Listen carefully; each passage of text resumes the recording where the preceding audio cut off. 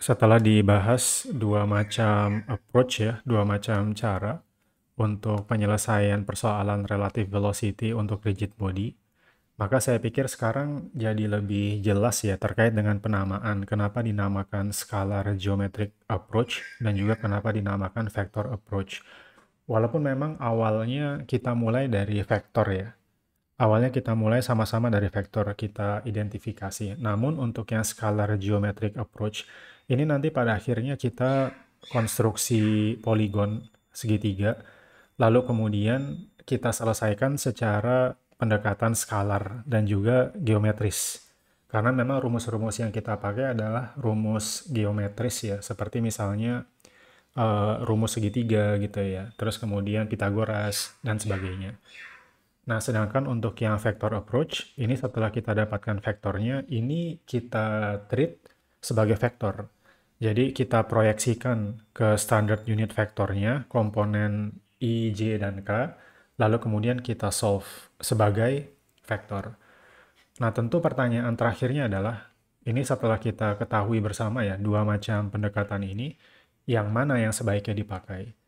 Nah, sebagai apa ya, mungkin ya sebagaimana layaknya fisika dan matematika, prinsipnya kalau ada dua jalan, silahkan aja, boleh pilih yang mana saja, asalkan sampai ke tujuan yang sama.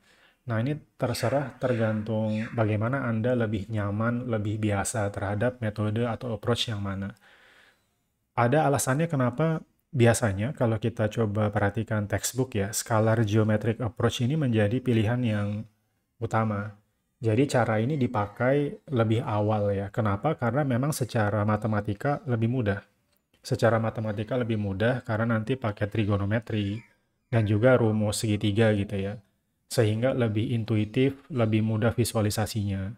Nah, namun untuk scalar geometric approach perlu dipahami bahwa ini nanti ketika permasalahannya semakin kompleks, biasanya menjadi lebih susah untuk dipakai. Jadi untuk kasus-kasus linkage yang lebih kompleks.